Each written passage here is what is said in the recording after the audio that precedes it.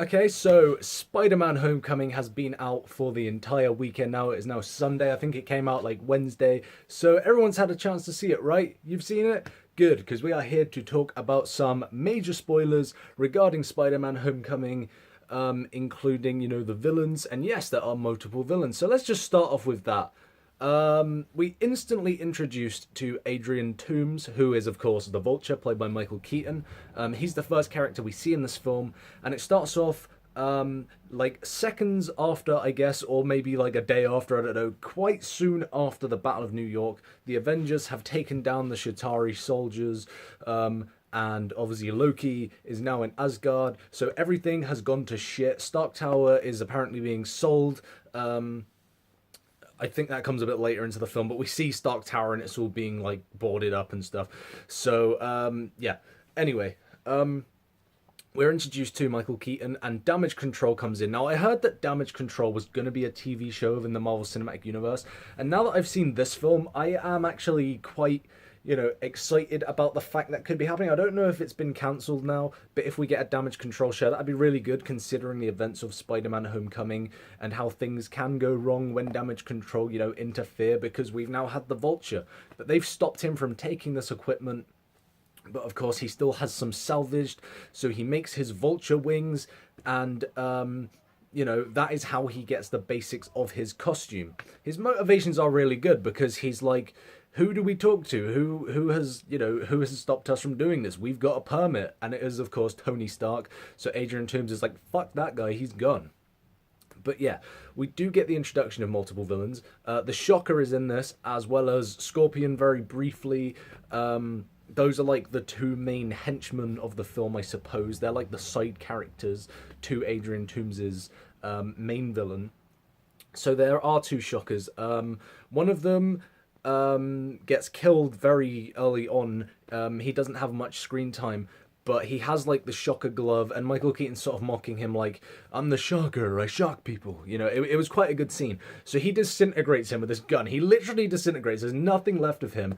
And this other guy takes on the mantle of the Shocker, and that's the Shocker we get for the remainder of this film.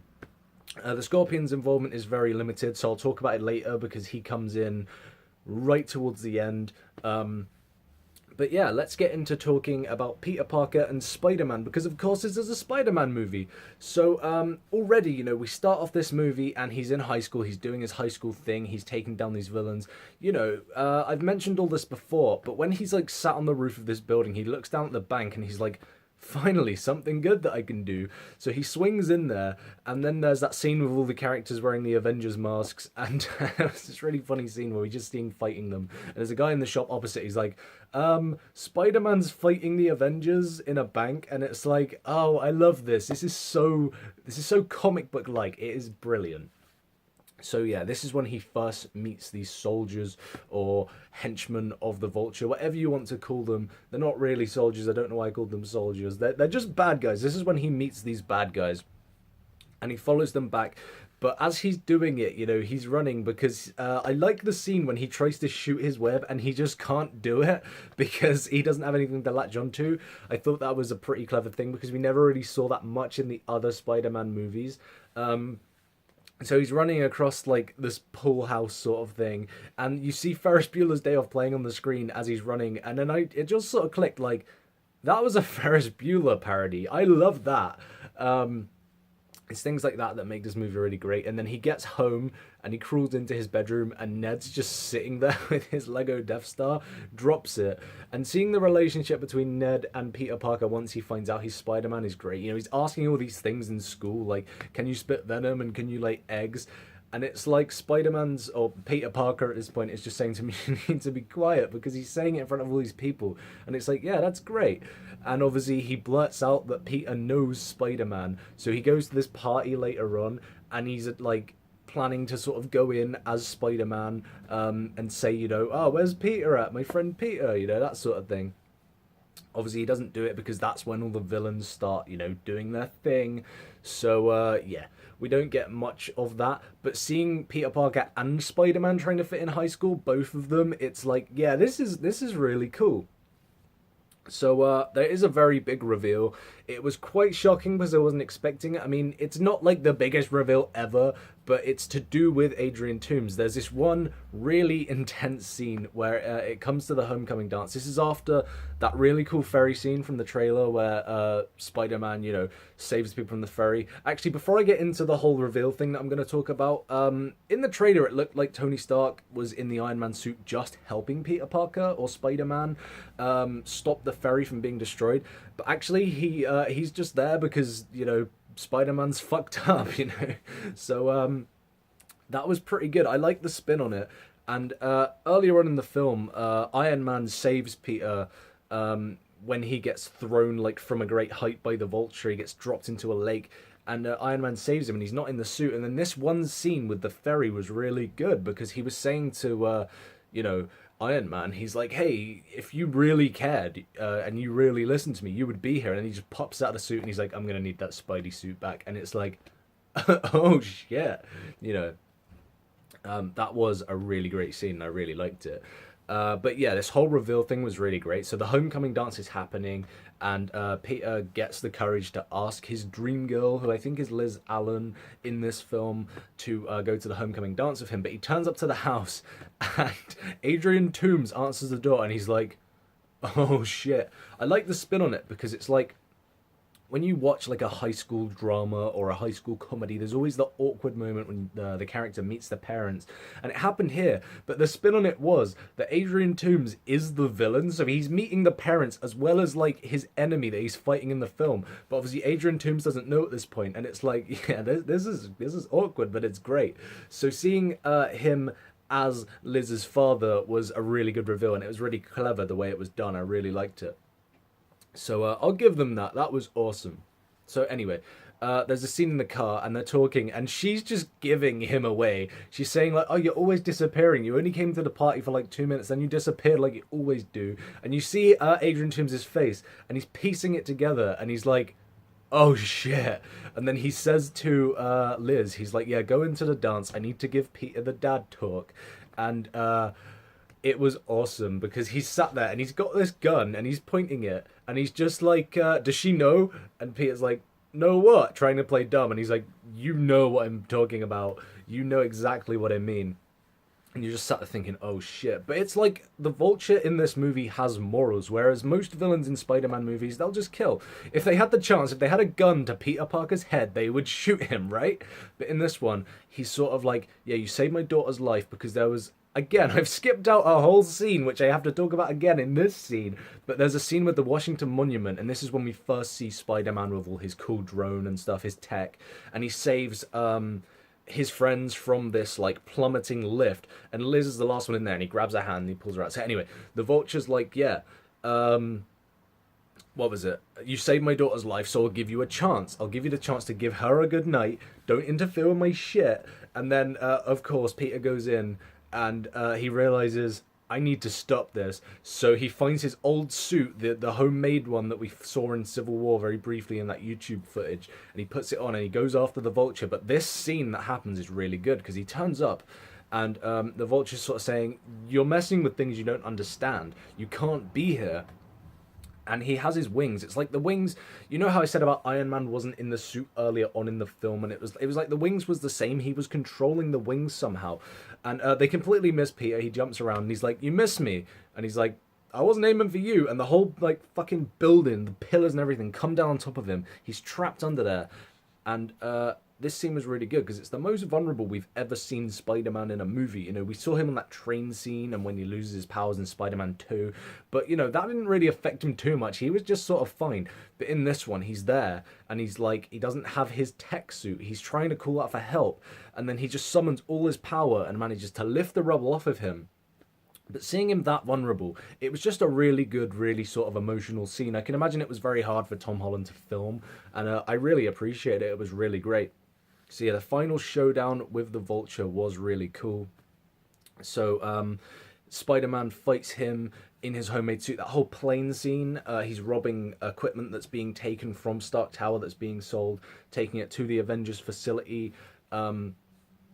and Spider-Man stops the plane. Like, there's a bit where he's talking to Ned Leeds, and he's like, yeah, I'm a kid who can stop a bus with his bare hands. And then we see him, like, stopping this plane, and he crashes it, makes sure it doesn't hit anything in New York, and they're just on, like, I believe it's Staten Island Beach having a fight, you know, as you do in a Spider-Man movie. It's gotta happen. There's some cool rescues, there's some cool fight scenes, and that's what we get. So he's fighting him, and the wings are, like, malfunctioning. They're about to explode. So Spider-Man saves his life instead of just letting him die. And that was quite an interesting spin on it. I know it's happened before. I know he never meant to kill like the Green Goblin or anything in those movies, but in this one, you know, he completely saves his life. And of course, the Vulture gets arrested. The last scene was really great. We get to see the new Avengers Facility, which is, I believe, the Avengers Facility we've seen before anyway in like Age of Ultron. So I don't really know where this takes place. I mean, it has to take place after, but why are they only just moving there? So yeah, the timeline's a little bit messed up in this movie, but I didn't really care because I enjoyed it so much. But he goes to the new Avengers Facility, and Tony Stark's got this press conference. He's like, we're going to announce Spider-Man to the world. You know, you've proved yourself. And then he shows him, and this was such a cool reveal. Everyone was like, oh shit, the Iron Spider suit is in this film. It's not the traditional Iron Spider suit with the big, long metal legs. It's just like an Iron Man suit, but with Spider-Man markings and obviously more skin tight, I suppose. But we get to see that, and it was like, oh shit. It was really cool.